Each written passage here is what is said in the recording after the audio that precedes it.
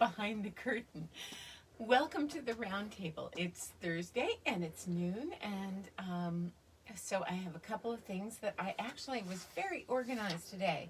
So I have a couple of things to tell you, and then I have a topic for the day. I don't always have a topic. The quick little things to tell you before I get started is I have 2 upcoming in-person events, and the next one is the middle of this month. It's the weekend of 4/17, which is a Saturday, and that's the next yarn gathering of the farm chicks. So it's my farm, Karen at Avalon Springs Farm in Mount Airy, Maryland, and then it's also Lisa Check of Flying Goat Farm in Frederick, and then it's also Dallas Davidson of Dancing Leaf Dye Works in Barnesville. We're all in Maryland. We're all about 20-25 minutes from each other, and we open on a weekend with the same hours so that people can travel amongst us. And then after that, the next time that I'm going to be open in person, and these are sort of by appointment out. People can make an appointment. If you make an appointment, we wear masks, we do hand sanitizer. Now that people have begun to get their shots, and I have my shot, yay, my first vaccination, I can have people in this space again according to the best practices of Maryland. So a little loosening up of what's going on. So then the second time that I'm open officially, as we crawl our way out of the pandemic, is there is no Maryland Sheep and Wool in-person event, but there is a Maryland Sheep and Wool virtual event. I'm going to partake in that enthusiastically. And I will do a live stream that weekend and everything, and some videos and all kinds of digital content. But for those people who are really missing squishing and holding the yarn and are local to me, I will be open for that weekend also. Okay, so now having told you those kind of updates, today's topic, this is going to sound like, it's like a silly but not silly topic. This is my topic for today is going to be tying and untying yarn. And you know what, Jenny, that I'm realizing I do not have in front of me? And I might even have you go and get one while I'm talking, and I'll just hold the camera, is a yarn swift, the umbrella swift. Oh, because I will need that. Let me talk for just a second about some quick topics. Can you run and go get a yarn swift? Yep. Okay. I should have had you do that while I was talking about the shows. Okay, well, this is live, and I'll probably post it to my YouTube channel because this is an informational session. So I will do that. But here we go. In the live moment, I have one item missing from my little collection of things that I wanted to tell you about. So everybody knows that, or I think most of you guys know, that I am going to call this a cake of yarn, and a ball of yarn is circular, and this skein, or that I most frequently call it a skein, but people have a lot of names for it. Also, people call it a hank, and I love the name spangle. They also call it a spangle. My secret name for a good yarn shop would be called like the Tangled Spangle. But then maybe would you have a jinx on you and you wouldn't call your yarn shop that anyway? But that's the topic for today, is the Tangled Spangle. So, oh, you brought the whole thing. Oh my gosh, I just needed the swift. Okay. Okay. Oh, I didn't know you. Okay. Okay, so get the bottom. Okay. Oh, my daughter is she is an overachiever. Okay. But it's okay. You can bring that part in too. Okay, I guess we might as well. Yeah, because I want to show them that. Okay. So, so I was saying a ball and a cake, and then a hank, a skein, a spangle. Okay. A ball winder. I have these ones by Knit Picks. This one is not by Knit Picks. Here's what the inside of the box of the one by Knit Picks looks like, you know. And you know what? I bet a lot of you, or almost all of you, have one of these. So that's why I was like, well, this topic is silly, but it's not silly. So if you've invested in a ball winder, I urge you to invest in an umbrella swift. This one, I'm sort of sentimentally attached to it. I've had it for 20 years. Maybe it came from an old friend. By far, you should, get there. They make new and more modern versions of them, and I even carry them. But this one is just an old one. So most people use them like this. And I get it. That's why, you can just visually see why it's called an umbrella swift when you do that to it. And honest to Betsy, I've seen floor models of these that date back for forever where they're vertical. But I have a theory. My theory is that when they were originally designed, they weren't designed to be horizontal. They were, vertical. They were designed to be this way. Because, and you can, when you buy them, they all come with this little clamp, that you're going to attach to the back of a chair. I like this setup. So Jenny, cool. Kudos to you for bringing the whole thing down instead of just the Swift. There's a reason why I like it. I like it because if you were going to buy your yarn and put it on your umbrella Swift, this doesn't tangle, When you're unwinding it, it's got this little curve to keep it on there. If you're relying on it to go like this and not, how many, live TV. Okay, because that's why this is my old one, is because it does that. The little peg doesn't fit in there anymore, but that's okay. So how many times have you been unwinding? If you have one of these, and you use it a lot, as you unwind, the amount of tension on the skein loosens. I mean, when there's 500 and some odd number of yards holding this skein as kind of like one thing, it keeps pressure on these little arms to stay in exactly this position. But as it gets down to a dozen strands, the whole thing, it falls off. This way it doesn't fall off. So I kind of really like that way of doing that. That's what this topic is about. I'm calling this topic tying and untying yarn and all the little life hacks that goes with it. So we've discussed skein, hank, spangle, cake and ball, umbrella swift, ball winder. Oh, my next little hack for working with cakes. I wound this up. I think I'm going to ask Jenny if you would come in close. Sorry that my one that's for my business is attached to this board, but I do so much of this, it's attached to this board. So you have your little, this is just some scrap yarn. So you have your little thing and it's all finished. But you may or may not use this cake right at this moment. In order to keep yourself from this getting tangled, this is what I do. And I can't believe everybody doesn't do this. Maybe you do, but a person who had been knitting for like 20 years saw me do this and said, actually I've had like 3 or 4 people do this.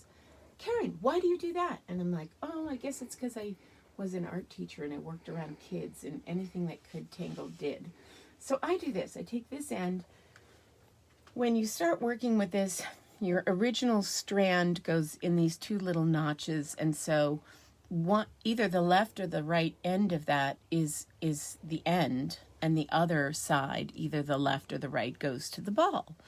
You don't know until you pull it out. Well, here's what I say. Take this end and put it underneath there. Okay, so it's like that. And then, now that you have that, pick up your little loop, and now you still have it on your finger, and now do 3 or 4 little twists. Nothing to make it, you're not making a tangle, just 2, 3 little twists, just so, like you would do a twisty tie in a bag of bread, and then push that in. And now, whether you are a person who likes to knit from the inside of the ball, or the outside of, or the inside of the cake, or the outside of the cake, when you go to use this, all you have to do is pull on the one crisscross strand, and you get both ends. And so I don't want to mess that up, so I'm going to tuck them both back down in there. So, you know, saving yourself a future tangle, it's good to have your ends like that. So then my next topic, okay, hack about the umbrella swift, hack about the ball winder, life hack. Next thing, how to twist up the yarn and untwist the yarn. I can't believe how many customers ask me this, and they've all been knitting for longer than I have. Because you guys got to remember, I am a fiber farmer and a fiber artist, so my goal is the pretty yarn. Your goal is the knitted garment. So a lot of you knit so much more than I do. But anyway, so here we go. You've got the yarn out of its twist, and it's in its little loop, and it's on both hands. I take it like this, I take it like this, I pull it around so that both thumbs have gone up. Okay, Jenny, come in and zoom in on one hand, because we're never going to get both hands. So I do this motion. My thumb comes in, my thumb is now holding that loop. So, you know, that's all I'm doing. You started like this because you're straightening your strands. Okay, like if there's loose strands in this thing, you want them to kind of like get in alignment as much as possible. I still have one, but I'm not worried about him. And so I put my hands out, I flip my hand in, and now I have my hank on my 2 little thumbs. It's such a natural motion, but people seem like ridiculously amazed when I do this. Okay, so now my left arm and my right arm, and I'm dyslexic, so I don't know which one is which, but who cares? My left arm and my right arm are not going to do the same thing. This is the walk and chew gum thing. My one arm is going towards me, and my other arm is going to go away from me. Wait, okay. So I'll do one at a time. That makes it so much easier for them to know what I'm doing. Okay, let me do it again. So this one and this one. So they're not doing the same thing at the same time. But it's okay. That's what I'm getting. If that confuses you, just take your dominant hand and do one. Who cares? You're doing it twice as many times, but you're making your twist.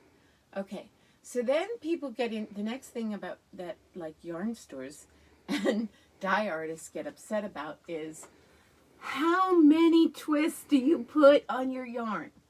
I'm going to recommend that you don't do too many, that you watch the yarn, and that if you do too many, here's what happens. Okay, so, okay, that's real tight, and it's going to not even want to cooperate with you in making a hank. And then there's another thing that's bad about this. The yarn is going to feel worse because it's stretched and it's taut, and the outside of the yarn is under one set of tension, and then the yarn deep into the skein is under another set of tension. So it's going to create a bias where there was no bias before, because you are like asking it to have, it's like you're blocking it, you know, because you're really putting it under all this pressure. It's the same reason why people say not to cake or ball your yarn into until it's sort of like a reasonable amount of time before you're going to use it. Don't cake everything up and just have it on your shelves for forever, if you know, in little cakes and little balls, because the yarn on the outside is pulled taut over a large surface area, and the yarn on the inside of the cake is crunched in on itself.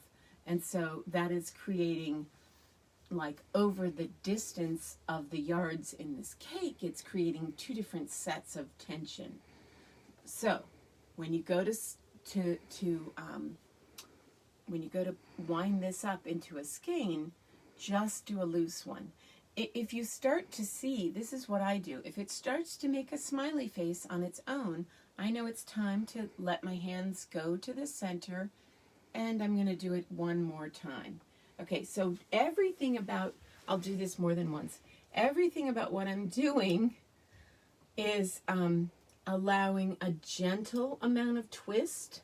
It feels good. I am showing off the amount of natural squish in this yarn. It's only got, like, you'd say 1, 2.5, maybe little curves.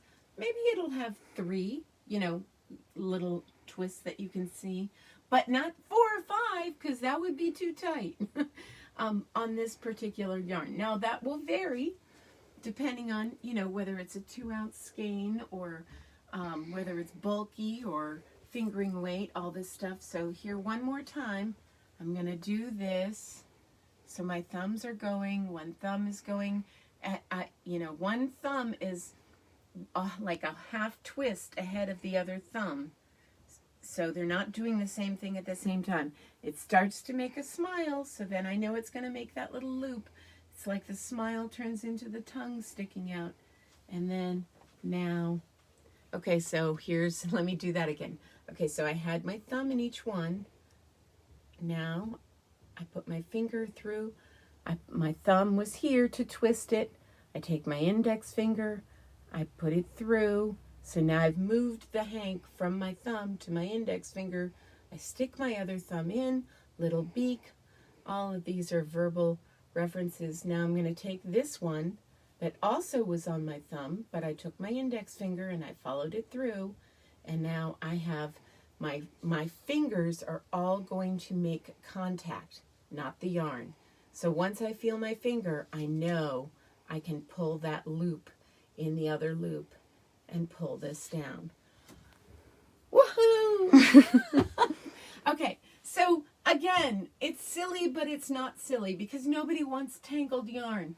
And once you buy this yarn and it's at home and you're looking at the dye work and thinking, is this going to work with this pattern? You're pulling something out of your collection that you have loved and adored for a really long time, but you forget, what does the dye work look like, and will it work with that shawl? Shall I use it for stranded work or color work or a semi-solid? Who knows? You know, then you got to look at it. So you may take it in and out of its skein yourself.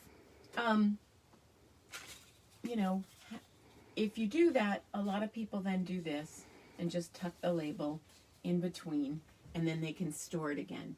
You don't have to wiggle the label back on, but you know, there's enough tension there to hold a piece of paper.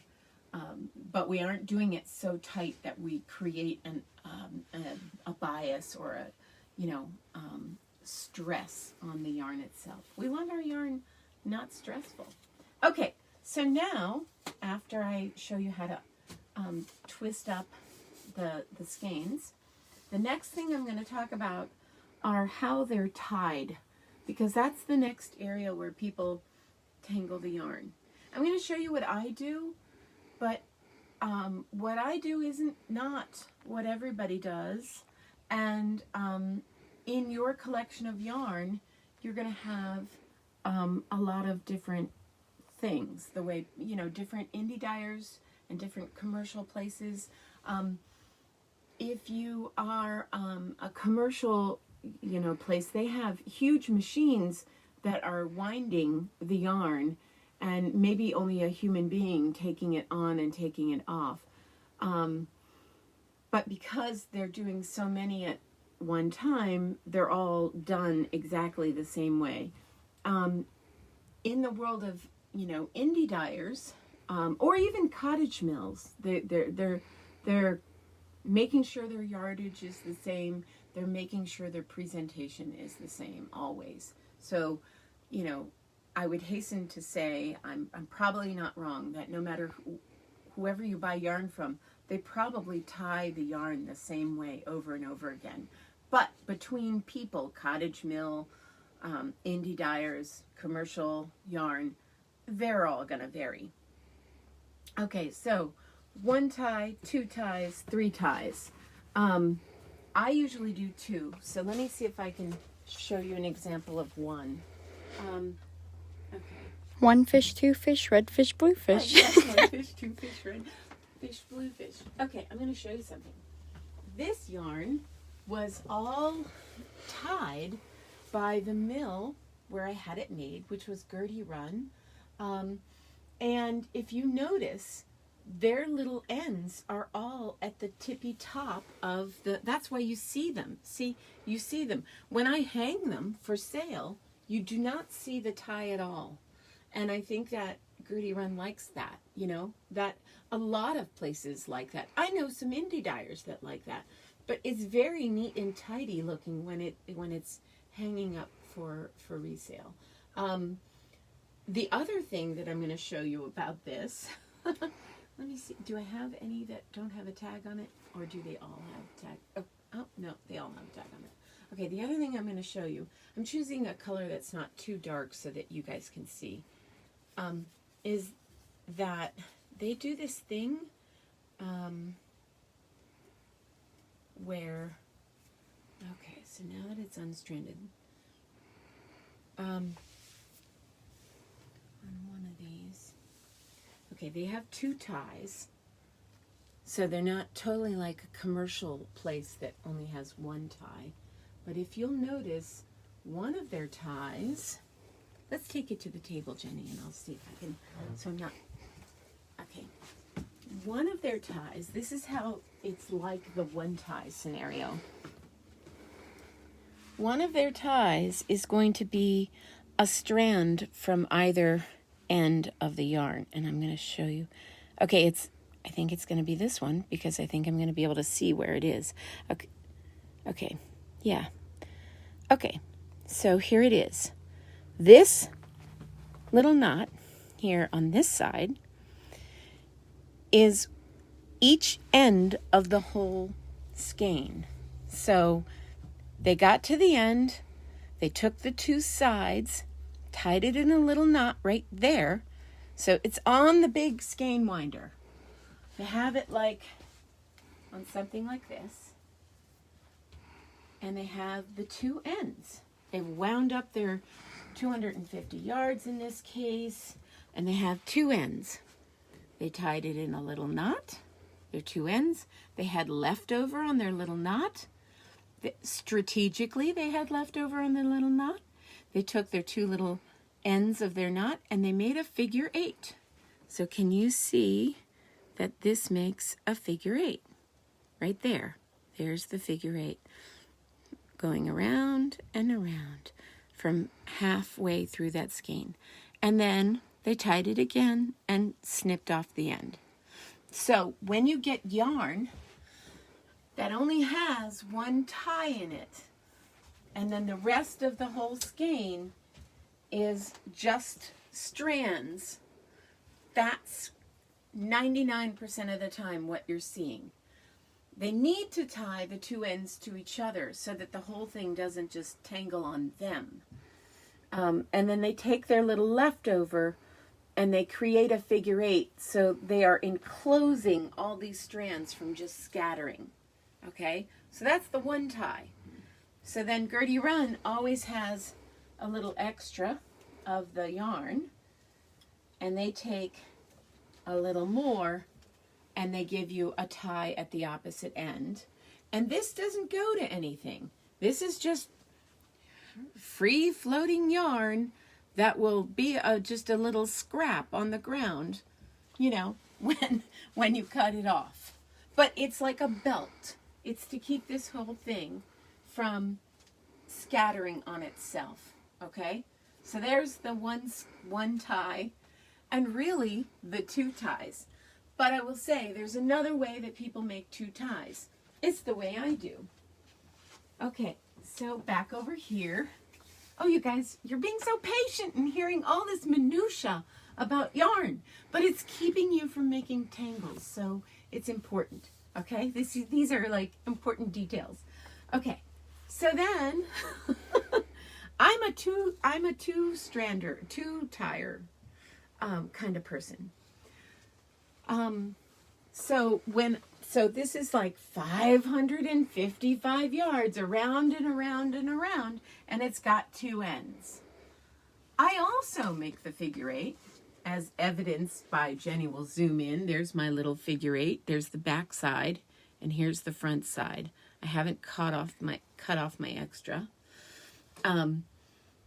But I only do it with one end. So that means I come mine. Okay, I'm going back over to the umbrella swift.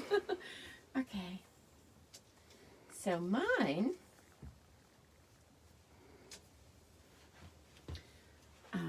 and I like to use the umbrella swift to tie and untie yarn so that it's in some place nice and secure when it's untied, because when it's untied is when most people tangle it, you know.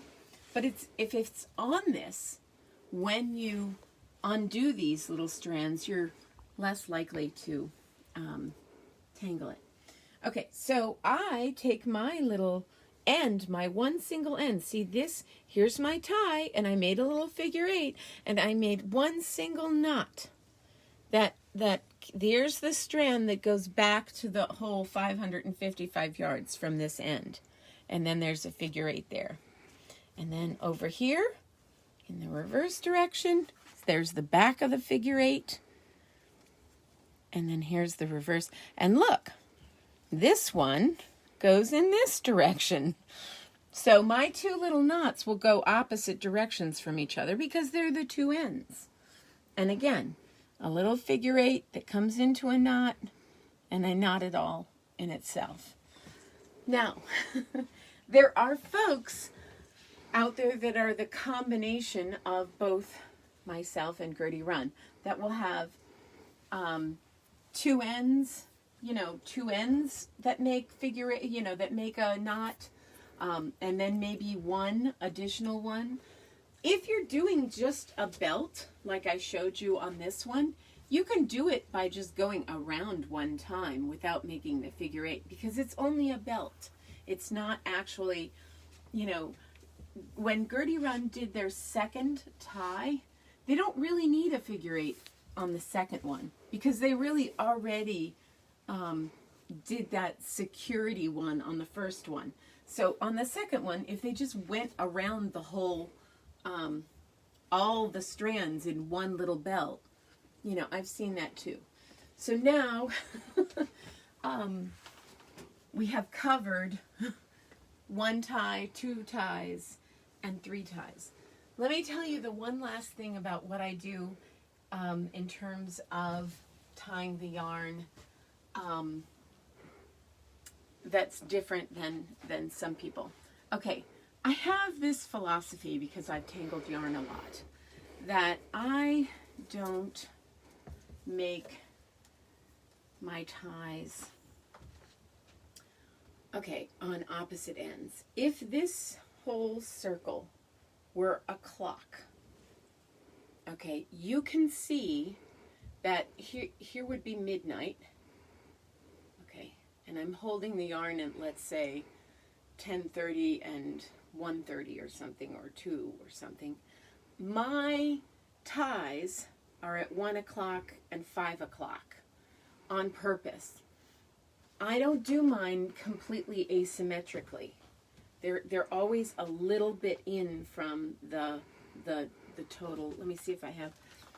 On the Gertie Run, there is one at midnight and one at 6. Actually, this is a perfect clock right here. Yeah. So then there's one at midnight, or one at 6 and one at midnight. So that when they skein that up, and remember how I showed you where all the little ties were at the tippy top, and so that meant that you didn't see any ties as the skein is hanging down. You will always see ties on mine somewhere because I don't do mine symmetrically. I do it asymmetrically. So somewhere between 1 and 2 and somewhere between, 4 and 5, I will have a tie. And there's a reason for that. Now, again, everybody has their little things that they like and they don't like. But let me walk over. Where's another? I've used the skein so much. I wonder, should I get a less colorful one so that they can see? Okay, I'm going to undo this one so that it's easier for you to see. Because this is dangerous. I don't want to tangle my own yarn, but I'm going to almost tangle my own yarn. Okay, so here we go. Asymmetrically, my ties are here and not at the tippy top and the bottom. And there's no way, no matter how we circle this around, you can't make my two ties be at the tippy top and at the bottom. And the reason for that is this. If they're at exactly the tippy top and exactly the bottom, this happens. One dumb strand will come over here, and then people will go back and do the hank and twist up the yarn, and then you, the consumer, will go to put it on your yarn swift with one strand on the wrong side, and then, oh my gosh, it'll bloom into some massive tangle. All it takes is one strand. Maybe if it were like 6 or 7 strands, you might notice. The worst is when it's only one. And since human beings are handling the yarn, even with, there are these mechanical yarn twisters or something now. So even with a mechanical yarn twister, a human being still is and a machine is doing this, what I just did. They are still handling it in some degree to put the label on or something like that. Or to take it off, to take their skeined up thing off.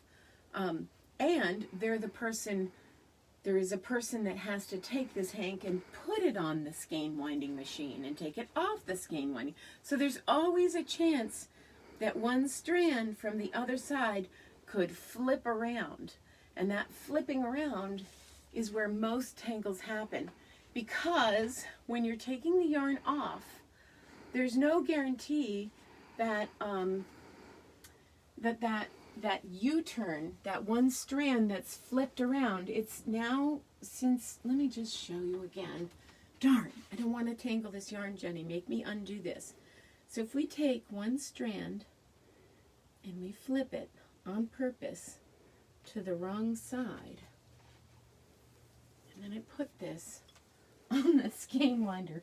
I'm not going to untie this yarn because I don't want to. Okay.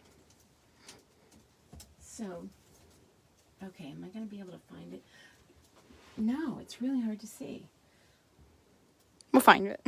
No, okay, so let's see if I can find it. Okay, so there it is. Okay, so there it is. Woohoo! Okay, that guy is not sitting on top. It's already got somebody buried in its little loop. It looks like 2 or 3 strands. And so what happens to you as you're ball winding, and this becomes like it won't allow you to continue ball winding. This is a stop. You know, this is not going to allow any of those strands that run through that loop to keep being wound smoothly. And people get frustrated and then they pull it instead of loosen it. And then it maybe pull in a few more strands, even if they're not technically knotted. So that is how I would say most skein winding tangles happen. Make me undo this. Make me undo this. Okay. Cool, cool, cool. Cool, cool, cool.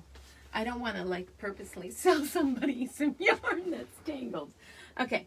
So, and that is so easy to do. It's just human beings touching the yarn. Imagine one little strand just, you know, catches your fingernail or your ring or something, you know? Okay. So now back to, I know I've been talking for a long time. Back to my script here. On the ties, the next thing that I wanted to tell you, whether it's commercial spun or cottage mill spun or indie dyed done, I really don't think anybody in the industry counts any of the yardage that's required to make these 1, 2, or 3 ties towards the total yardage on your skein.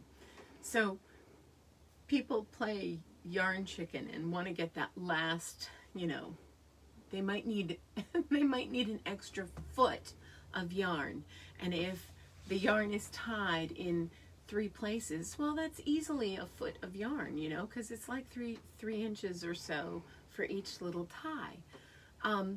No one is counting that. That would be awful if somebody did that. I promise you I don't. What I normally do is put on like, you know, an extra 3 or 4 yards at a minimum on every skein, because I know things happen. And it just does. So I have that little margin for myself. If anything were to happen in my handling of the yarn, every skein has a safety net of a couple of extra yards. So I did want people to not worry about that. And then, because that's a question people have asked me. And then, okay, I want to end this long session about this silly but important topic. Strategies for untangling yarn. I don't have a ton, but I wrote down 4. And really we talked about 1. Okay, so the first strategy is like the doing whatever you need to do to remain calm. Tangled yarn is so much worse when you're angry at yourself or the yarn. And the yarn is basically an inanimate object, although I make it with love. So I hope the love is coming through on your end. But you know, if you're mad, that makes untangling yarn really hard. So I would say, and people have different strategies for calming themselves down. It might be you have to walk away from it for a little while. Maybe you have to put the whole thing in a Ziploc bag and just put it down for a couple of days or 3 weeks or whatever it takes. Maybe you have to go play some music, drink a cup of tea. I don't know. It's different for all of you. But I would say don't approach your tangled yarn. You know, take stock in your own mood first. That's strategy number 1. Because you have to be able to focus on details to untangle yarn, and it just is so hard to do that when you're mad. Number 2, use the Swift, the umbrella Swift, whenever possible. Even if you have something that looks like, you know, a giant rat's nest or bird's nest of yarn, if you can find a center and get your umbrella swift even at a narrow configuration and just get the bulk of the tangled yarn on the swift, you have a strategy, because you know that the whole thing was originally in a circle, and that basically all you're going to be doing as you untangle is, it's like as if you were going around a racetrack, and sometimes as you untangle you have to go around the racetrack and reverse direction and reverse direction and reverse direction and change lanes. You know, that's how I think about untangling yarn on an umbrella swift. I am going around this racetrack really, really slowly. Normally I'd be flying around it like the Indy 500 if I were putting it on a ball winder. Now I'm walking it. And I'm going to have to reverse direction, and there's all these other strands, and I'm going to have to change lanes in and out of all the other strands. But if your tangle is able to make it onto the umbrella swift, that is the big strategy. Get it on the umbrella swift. My next one is trade with a friend. I know this is going to sound really weird, but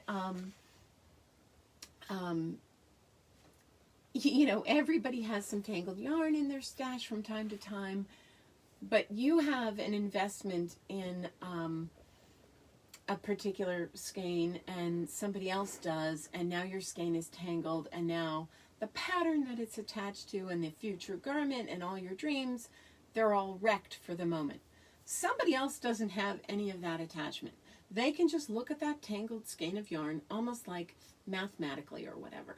So if you and somebody else, then your knitting buddies, you know, you each have a tangled bag of yarn, swap and undo each other's, because you'll find for some whatever reason that it's just a mathematical problem if it's not your yarn. And hopefully you can do it for a friend and they're doing yours. So that's another little thing. And then my last one is kind of this little funny story. So my husband and I were engaged to be married, and I had just started doing all of this. And of course it was at a time in our lives when neither one of us had 2 pennies to rub together, and we had too many bills, and you know, we were just starting out. And I had all this money, probably too much, invested in yarn, and I had like this big commercial skein of yarn that had like 4 pounds of yarn on it, and it was fingering weight. So the yardage was just to the moon and back. And I tangled it. And I tangled it not a little bit. I tangled it like the kind of thing that we were talking about, where it was like a bird's nest. And I started to cry. And so Larry came in the room, and he tried to help me. And I was weeping about the wholesale cost of the yarn and whatever. And so we spent the next like 4 hours playing like almost like a game where, you know, he would step on a piece that was on the floor and hold the next piece, and I walked in under his arm with the ball, and we traded who was holding the ball and who was holding the yarn, and we were doing this for like 4 hours. Our muscles hurt. We argued, we laughed, we cried, or I cried. And at the end of it, you know, it's like a story that I tell, because I say, we both had the same idea at the end. We were like, we got to the end of the tangled skein. I don't know how we did it, because we did argue. I was like, no, don't do that. And he was like, oh, can't you see it goes this way? You know, are you blind? You know, whatever kind of thing. And we got to the end of the whole thing, and we both had the same idea. We thought, oh my God, there's a whole other business in this. I ought to pull skeins of yarn off the rack, tangle them on purpose, and then send them out to synagogues and churches and stuff. Oh my God. Well, because when you are going to get married in all kinds of different religions, there are a few little like process steps that you go through with whoever is marrying you, whatever church or organization is marrying you, where you talk to each other and you see if you're a good fit for getting married. And we thought, if there ever wasn't a test, we knew our marriage would last forever because we could untangle this massive skein of yarn and not kill each other. You should send them to couples counseling. Oh my gosh, it would fix relationships in an instant. I'm telling you. That's exactly right. It's like, so my last strategy for untangling yarn is a little bit like the first one where you do the swap, is untangle it with a friend. Sometimes if you can't see it all yourself and somebody else will sit with you, and when, if you're holding it like this and then you take a break and they hold it, or if it makes your temper go up and then they hold the ball, I don't know. Sometimes it actually makes you closer with your friend or your spouse or your loved one or, a sibling or a child or something, to do it with somebody else, because it takes, again, it goes to my first strategy of don't untangle yarn when you're stressed out. You'll cut it, you'll wreck it, you'll just make it into something that's ruined forever. So if you really have to, my last strategy is employ the help of a loved one. So this was a really long session today, Jenny. Ending with my 4 life hacks for how to untangle yarn. Were there any questions or any comments? Just a lot of compliments, as always. That's good.